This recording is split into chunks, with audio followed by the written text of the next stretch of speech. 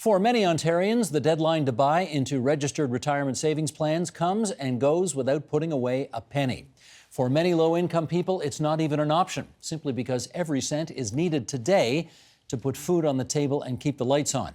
Joining us now on how the situation could be improved for low and modest income people, we welcome Liz Mulholland, CEO of Prosper Canada, a national charity focused on financial empowerment for low-income people, and Preet Banerjee, founder of the fintech startup moneygaps.com and a financial services consultant. And it's good to have you back. Thank you. And you here for the first time, I think. It's my honor. Yes, indeed. Well, pleasure to have you here. Let's just, Sheldon, can we start with this graphic just to set the table for the discussion here? The CIBC did a poll, and they found, this was done last year, they found on average Canadians estimated that they would need just over $750,000 to retire, but 53% didn't know whether they were saving enough, more than half. And a third of Canadians aged 45 to 64 have saved nothing for retirement. A third of Canadians in that age bracket. Liz, just give us a sense of how the situation is for Canada's low-income earners right now. They're challenged. Those who are on income support programs often actually are prevented from saving by restrictions on savings and assets. So there are strict limits, and if they go over them, that gets clawed back out of their income. That's changing, it's shifting. Provincial governments have started to lift those a little bit, but it's very uneven across the country, and still a lot of them face pretty severe limits. Also, I think for those who are working poor, who do have earned income, many of them are engaged in precarious low-wage work. They're cobbling together incomes from all sorts of different sources, and they're pretty volatile month to month. They really don't know how much money will be coming through the door. That makes it incredibly hard to budget, plan, or save. Preet, if you don't have any disposable income at the end of the month, or you think you don't, what options do you have to try to save? Right. Well, your options are pretty limited because if you have no money to save, how are you going to find, an investment vehicle to put money into if you don't have that money? So it's strange. There's this upside down, bizarre world for low-income Canadians when it comes to the conventional advice for saving for retirement. And I say that for a couple of reasons. So if you're on the very low end of the income spectrum, the income replacement ratio once you retire can actually be above 100%. So your lifestyle could actually improve once you retire, even though you haven't saved a penny. Now, this is for very low-income Canadians because they have certain entitlements that kick in at age 65. And the conventional advice, which is, save money into an RSP and then use that to supplement your retirement income down the road, is some of the worst advice you could give to someone who is low income. Why is that? Yeah. Well, if you take a look at what an RSP is, it's a giant income deferral tool. So when you make a contribution to an RSP, the conventional thinking is, well, yes, you do that because you get some tax savings, which is great, and then you take that money out down the road when you need it. Well, the government will say, hey, remember when we allowed you to save tax on that income when you put it in? Well, when you take the money out, we're going to treat it like income, and now you have to pay tax on it just like you earned it from a job. And the problem with that is if you're low income and you're getting some of these entitlements, which are income tested, they can be very aggressively clawed back for every dollar of income that you show in retirement at the rate of 50 cents or more per dollar. There's also something called a TFSA, tax-free savings There account. is. Does that work for low-income people Yes, any better it than the does. RSP does? It Okay, does, explain. absolutely. So this one you're not deferring. You're putting after-tax income in there. And when you take the money out later, it doesn't impact on any of your other entitlements after retirement. So this is a perfect vehicle to save in if you're low income. The trick is having some money to save in it. The first thing that you probably want to do so that you can have some money to save if you're low income is make sure you filed your taxes. We have generous income benefits in Canada, but most of them are delivered through the tax system, or you need to tax file to establish eligibility. So people need to tax file. Many people can do that on their own, but some can't. So we need to make sure that they have assistance to do that. If all you could put into a TFSA was 10 or 20 bucks a month, is it still worth doing? Yeah, it's always better to have some income than none. And the great virtue of a TFSA is that it also helps with short-term savings. So we know that for people who are experiencing that income volatility I talked about, you end up with months where your income dips, but your expenses stay as high as they normally are, And so you have a gap, an income expense gap. If you have money in a TFSA, you can pull it out to smooth that gap, and then you can put it back in when you get a little spike in income. But yeah, I think the flexibility of a TFSA makes it sort of the default option. So if you're lower on the income spectrum and you're thinking about an account to open up, it should be the tax-free savings account, because you can also take money out before retirement, and a lot of people do, to help you with emergencies and financial expenses that are above the norm. And if you don't, then you've got it there for retirement, and it won't impact some of those entitlements. So it's a great vehicle. But Liz, the people we're talking about today do not have the money probably to go hire an accountant to tell them what tax advantages they can take advantage of. No, So they how do don't. they find that out? So there are a couple ways. One, we do have credit counseling agencies in Canada. Now, some of them just focus on helping people with debt, but a lot of them actually do provide good advice on financial management more generally and help people work out a financial plan, a budget, and they give them advice on things like that. So they're not available everywhere, though, and you have to make sure you're going to the ones that are accredited and nonprofit. There's some that are a little shadier that are the wrong ones. The second thing I think is we've been working with a whole range of community partners to pilot free community financial help services in 14 communities across Canada with support from the federal and provincial government and a number of private sector partners.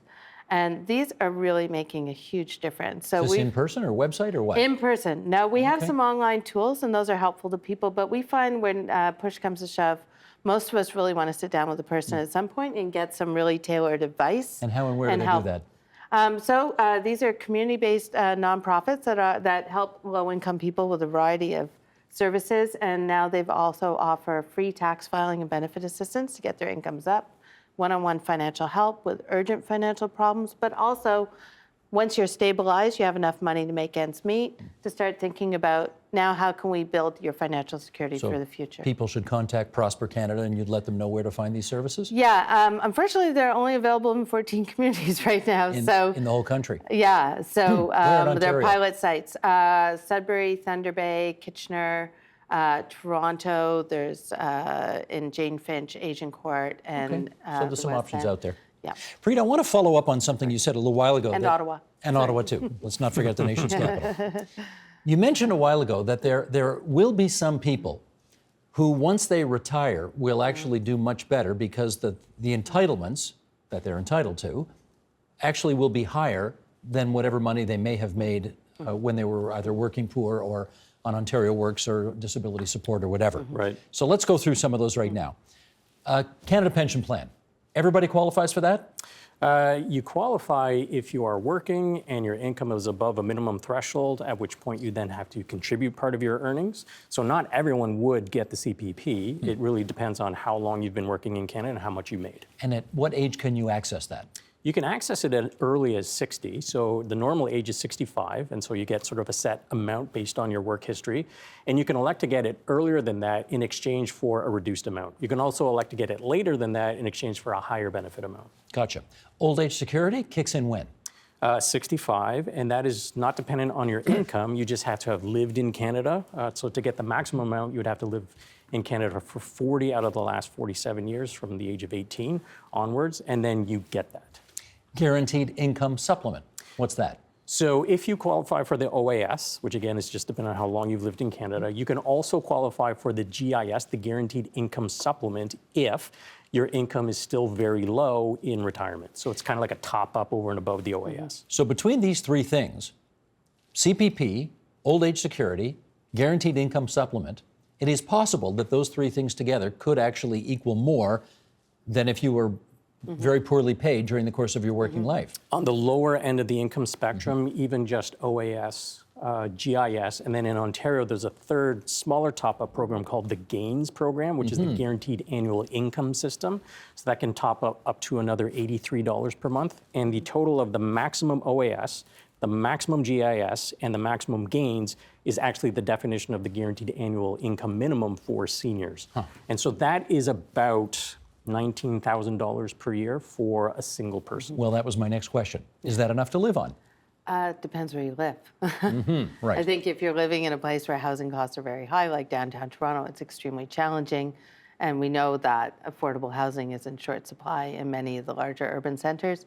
If you live in a smaller community or where costs are much lower for housing, then it's certainly feasible. And post-retirement, your expenses are much higher when you're working age. You have expenses to go travel to work. You have expenses. You need clothing for work, et cetera, et cetera. But so it's possible. It's not an abundant lifestyle. I was going to say, you're not looking at the lap of luxury, obviously, Yeah, but and you it's can hard. get And by. if you're a couple, then it will be higher than that as a couple. So it's possible to live on that. And if you have some savings to supplement or family to fall back on, but it's not an abundant life. But Preet, how do you figure out when the right time is to access the programs we've just talked about? Yeah, so again, this is kind of like this upside down world that exists for lower income Canadians. So the conventional advice, if you're higher income, is if you can, delay taking your CPP. So you get a higher amount, but you wait longer before you get it. And so you get this guaranteed higher amount later in life, and you can use your own savings to supplement that, and that's better. But This assumes you're going to be healthy and live long enough to enjoy more later. right, and there's also some correlations to wealth and how long you live, Right. right? Because of the quality of life that you've endured for decades. So the flip side is that it may actually make more sense for people to elect, if they're in this lower range, to get some of these benefits earlier, because while they get a reduction, that means that that income will reduce their GIS less because it's lower. So again, it's this upside down world that exists for lower income Canadians. yeah, take CPP early. Take it early is your view. Yeah, I think that's the conventional wisdom on this for low-income people. For low income, yeah. For low to income, specify yeah, that. unless there are a few exceptions, but that generally is a So good age idea. 60, get Yeah. in there. Take it, apply- and let that the way, government- because you'll have less clawback of your guaranteed income supplement. What does inflation do to all of this? Well, I think the OAS and GIS are indexed now. Yeah, they're all indexed It's to only, inflation. so the answer is Yeah. nothing. Right. Yeah. That's a good break. It is. Again, you're not, going to sort of break out of that sort of low income trap, but at least it's keeping up with sort of the official indicator of inflation. Yeah. And would CPP, OAS, GIS gains, is any of this taxed? So CPP qualifies as income; it would be taxable income. GIS isn't. The clawback is technically a recovery tax. But I think what the point here is that this system is so incredibly complex that if you're lower income and you're trying to figure out this stuff, where do you go, what right? to take when. Yeah, and there's no source right now of good advice, individualized advice on this. In the old days, if your employer had a workplace retirement or pension plan, often that came with support services, advice, et cetera, on how to transition out, et cetera. But fewer and fewer people have access to those kind of workplace-based retirement plans now. So people are really left on their own. So one of the things that we really should be looking at is how do we create good quality retirement savings plans for low and modest income people and into the middle class that are not tied to one workplace, that are really more portable, they're more accessible, and that actually come with this kind of help transitioning successfully to retirement where you can get the advice you need. For low-income people, probably there's some default options that would make sense, but you always need to understand that in some cases those don't make sense. You need to have access to good quality advice on what to do in those cases. So one example of a plan like that that's now being developed is the Common Good Plan for employees in the voluntary sector. There are many modest income workers in the voluntary sector, and 47% of the labor force is contract or precarious work.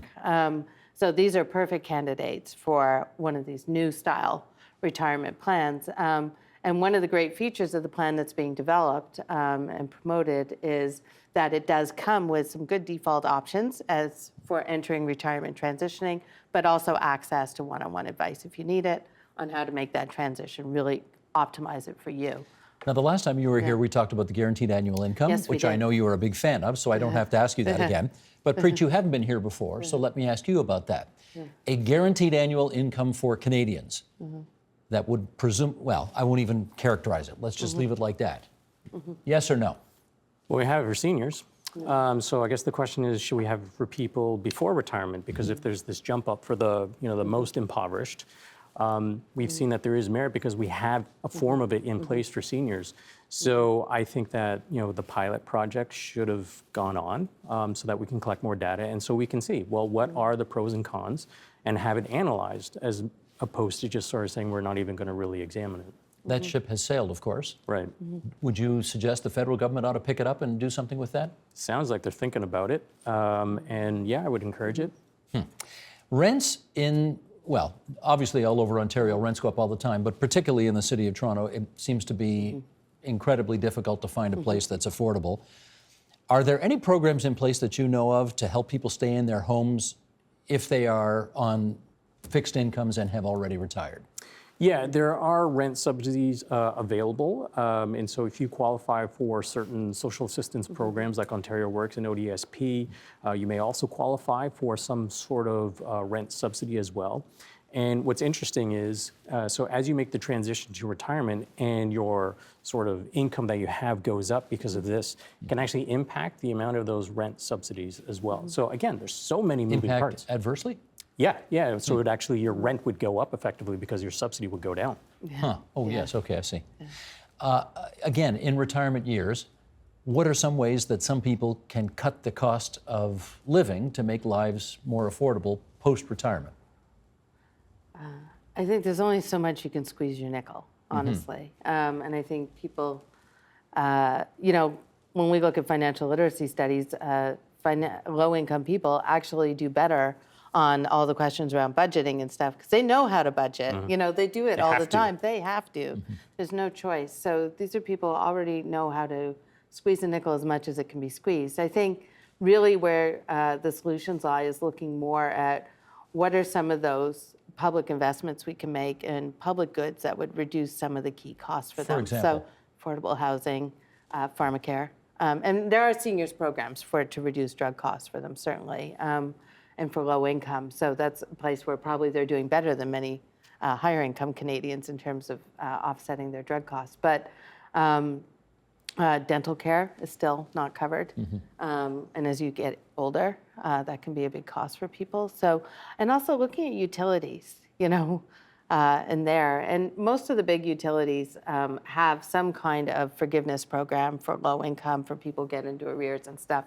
But where we've seen some really interesting work is in utilities companies pairing up, and I think United Way and Bruce is one of these county, where they've paired up with the United Way, which offers financial counseling to help people get on track financially so they don't get in arrears on their utilities.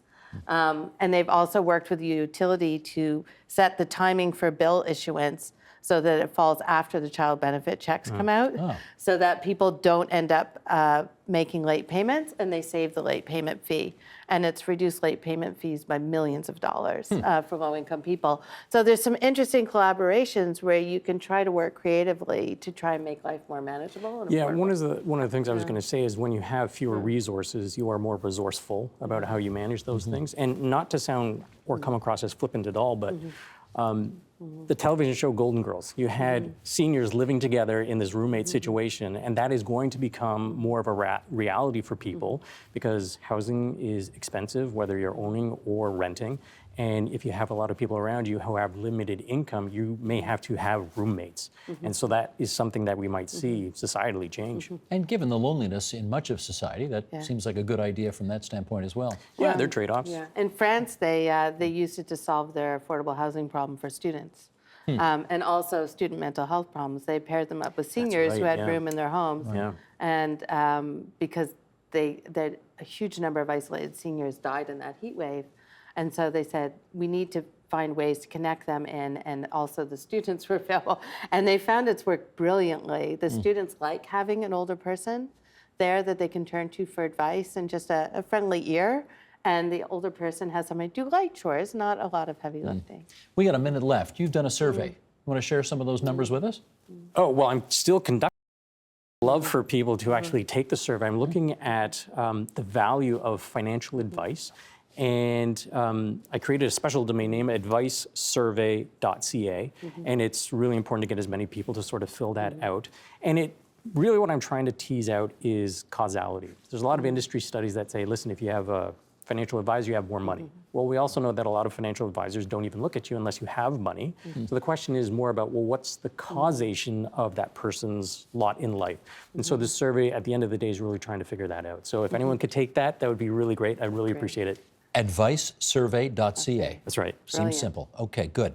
Brilliant. Thanks to both of you for coming in and sharing Thank your you. expertise on this. Liz Mulholland from Prosper Canada, Preet Banerjee from moneygaps.com, and a reminder, advicesurvey.ca is where he's at as well. Thank you. Thank Thank you. you. The Agenda with Steve Bacon is brought to you by the